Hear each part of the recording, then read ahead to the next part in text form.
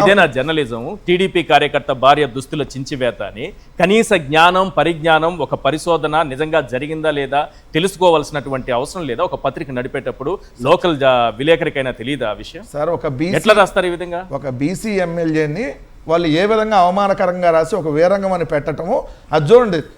దారుణం ఏంటంటే దుస్తులు చించివేయగా అడ్డుకున్న భర్త పైన దాడికి పాల్పడ్డారంట. ఇప్పుడు దుస్తులు చించింది ఎవరు? ఈనాడు కిరణ్ ఇప్పుడు రేపొద్దున వివరణ ఇస్తావా నేను తప్పు రాశానని చెప్పి? రెండు ఇప్పుడు ఈ తెలుగుదేశం పార్టీలో ఏమని మాట్లాడతారు? మీకు కనీసం సిగ్గుంటే ఈరోజు చంద్రబాబు నాయుడు గారు కానీ నారా లోకేష్ గారు కానీ దీని మీద స్పందించి ఎస్ మేము వాళ్ళందరం సస్పెండ్ చేస్తున్నాం, ఆ కేసుని విత్డ్రా చేసుకుంటున్నాం అని చెప్పి చెప్తే కనీసం మీరు ఈరోజు ప్రజలు మనుషులుగానే ప్రజలు మిమ్మల్ని గుర్తిస్తారు. ఒక్క పాయింట్ సార్, ఇందులో ఇప్పుడు ఆ వీడియోలో కానీ మీరు నోటీస్ చేస్తే ఇదంతా పోలీసుల సమక్షంలో జరుగుతుంది. మీరు అది నోటీస్ చేస్తారు, పోలీసుల సమక్షంలో జరుగుతుంది.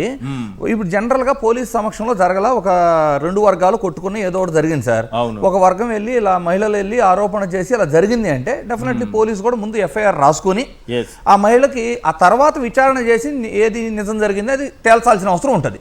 కానీ ఇక్కడ ఉన్న పరిస్థితి ఏంటి? మీరు కానీ ఆ వీడియో చూస్తే పోలీసుల సమక్షంలోనే బట్టలు చించడం అంత క్లియర్గా ఉంటే, ఒకవేళ వాళ్ళు కేసు కట్టమనగానే పోలీసులు అంటే జరగని దాన్ని చేయని దాన్ని చేసినట్లుగా ఎఫ్ఐఆర్ ఫైల్ చేసి అర్ధరాత్రి ఈ విధంగా వెళ్ళి అరెస్ట్ చేసి సీసీ కెమెరాలు సైతం హార్డ్ డిస్క్ తీసుకొని వెళ్ళారు అంటే ఇప్పుడు ఏం జరుగుతుంది? అధికార పార్టీకి తొత్తులుగా పోలీస్ యంత్రాంగం మొత్తం పనిచేస్తుంది అని చెప్పడానికి ఒక్క వీడియో సరిపోదా సార్? కరెక్ట్.